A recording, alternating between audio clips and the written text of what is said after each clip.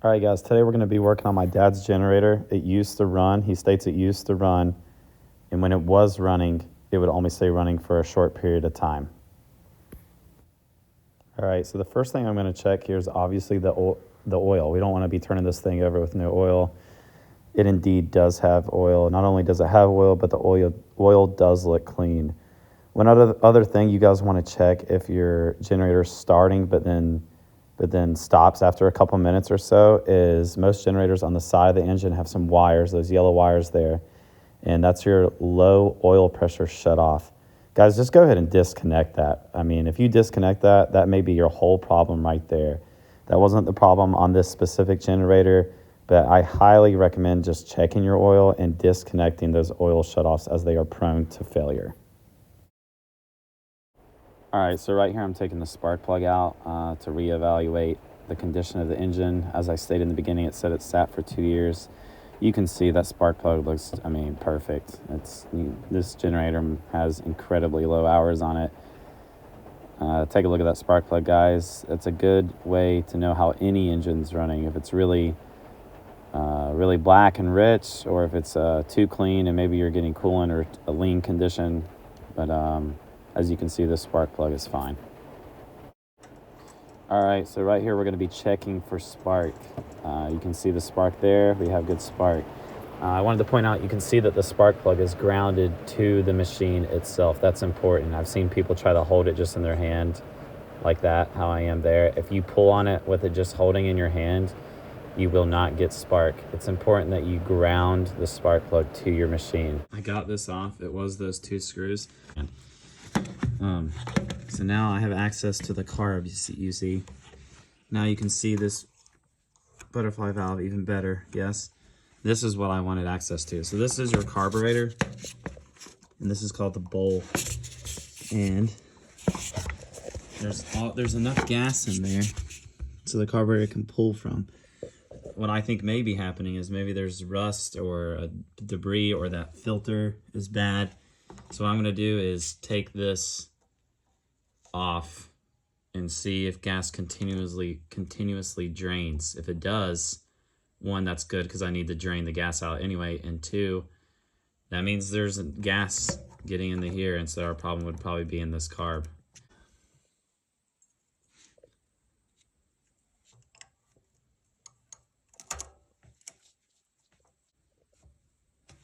Now the gas is on. It should open that valve behind there.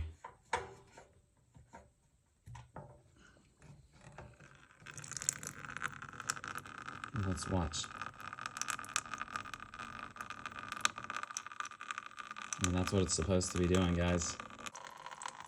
That's what it's supposed to do. So if you would see this, not do this, it would just do it for a second and stop. You know you have a problem with your valve, your filter, or these ventilation caps. Because, if these don't vent, it creates a vacuum. And this would stop. All right. I got the fire extinguisher from 1999 out here. Just tested her out. She works. I drained all that gas out. And I just put these bolts back without the filter box. Tighten it up. It's on choke. The fuel's off. Fuel is off because there's no fuel in here. So the bowl should have enough fuel to run for a couple minutes. Do is crank this thing on and see if it starts.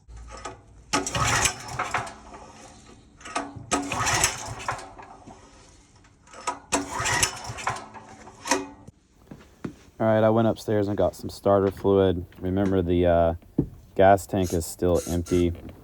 At this point, I'm spraying some starter fluid in the carb just to see if I can get this thing to fire.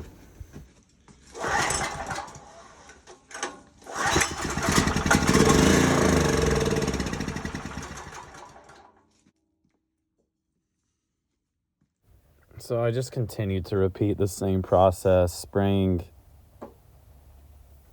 carb spray, starter fluid into the carb directly. It would run for a second and turn off.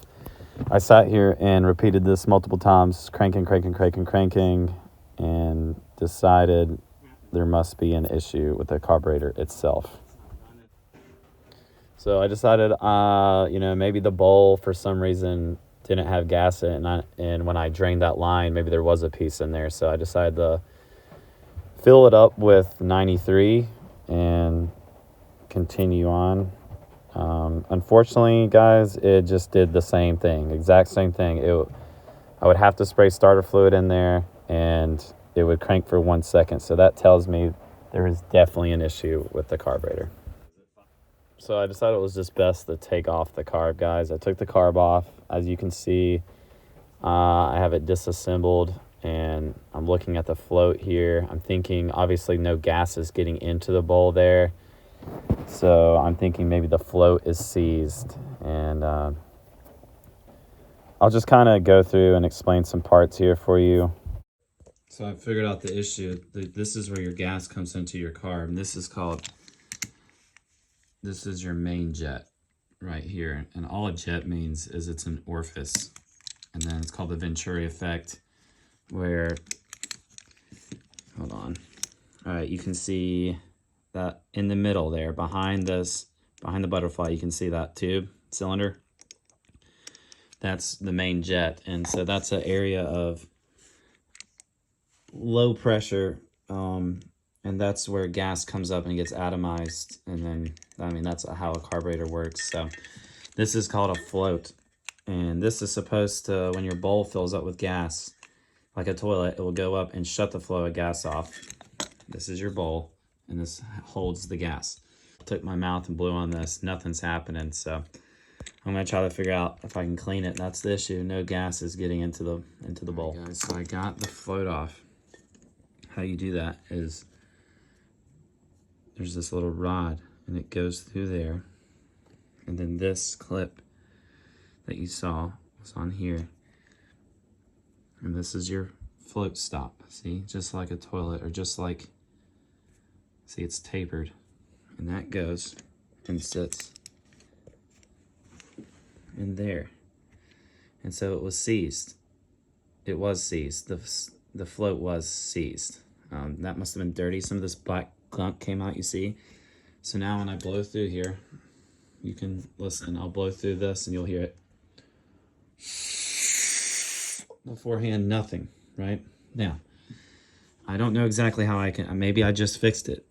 I'm gonna clean this up a little bit and put it back together and see if I can blow through it then and see if it works. I'll be right back. All right, guys, I'm pretty confident that I fixed it. So now when I blow on this, it works. And when I push up, like it's full of fuel, it stops. I'll let you see me do this, I guess. All right, guys, it works. So when I blow on it now in this down position, like it needs gas, listen. It's going through. Now when I hold up like this, it's full of gas. Nothing. That's how it's supposed to work. Be mindful of your gaskets. So you have one back here too, you see? It looks okay. Just make sure you don't rip or tear. So now, essentially, we're just gonna start this reinstallation. So, all right, so before I put this back together, I wanted to check the gas. And so, like I was saying in the beginning of the video, look, the gas is on and it's not coming out. That can be a pressurized issue. So if I take this cap off and it comes out, then we do still have an issue.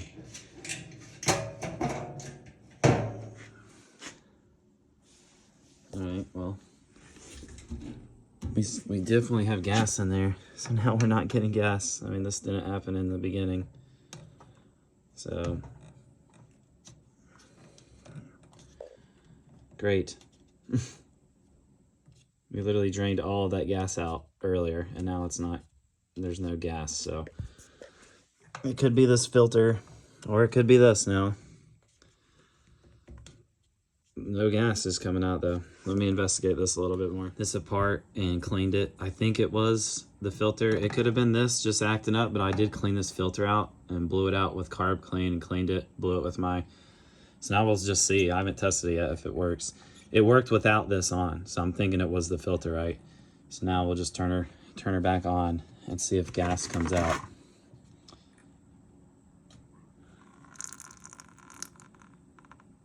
Now this should just steady flow, and my cap's off, so now I turned the gas off. Now I'm gonna put the cat back on. Because guys, remember, this can go bad. These can go bad and cause you not to have gas, or not to have flow of gas. Sorry, it can create a vacuum. Turn this back on.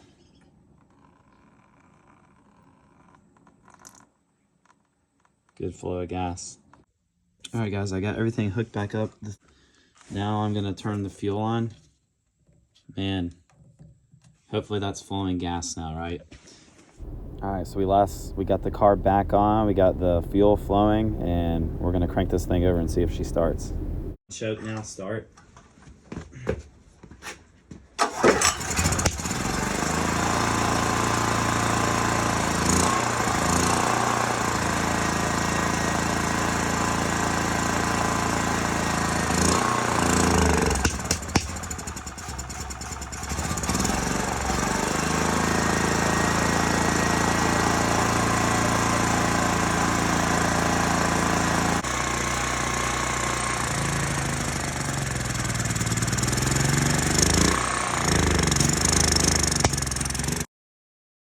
All right, so you guys could see it was running in the choke position, guys. Every time I moved it into run, she would lean out and die. So that last backfire you saw actually broke that carburetor's butterfly valve right there. It's plastic when I'm pointing out there. It's broken. So this carb is no good as far as that choke valve. It's not worth gluing or just replacing that specific part when I can get a new carburetor for like 30 bucks. So I'm gonna go ahead and order a new carburetor. All right, so it's been 2 days. We got the new carb in. This is the old one. As you can see, this is where it broke. We do still have the butterfly piece. This is the new carb, yeah. It looks the same, right? Except for, guess what, guys? They did give me new gaskets. They did give me the choke lever. No screw. Did not come with the screw. This is what you get for ordering Chinese stuff. So this is why you keep your old parts. I'm hoping I can repurpose this screw. All right, so we got the new carb installed. This is much, much better. It's way stiffer. It may not even vibrate loose. So gas is on. I'm gonna go ahead and turn this thing over and see if she, I don't know, just see if she cranks over here.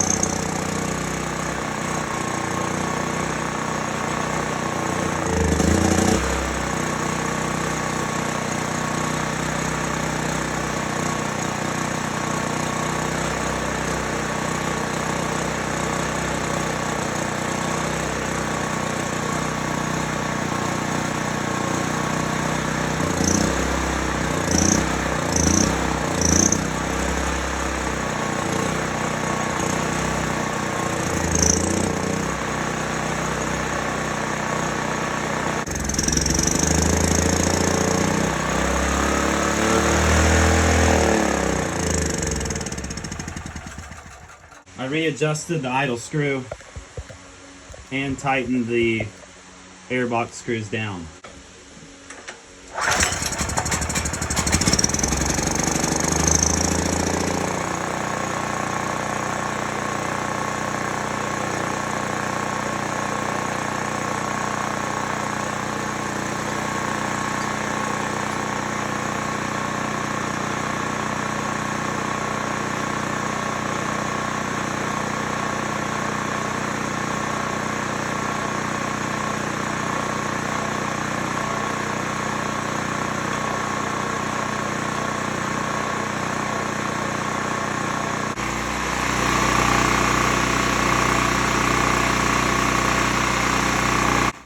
All right guys, so that did it, it's fixed. I'll show you what I did.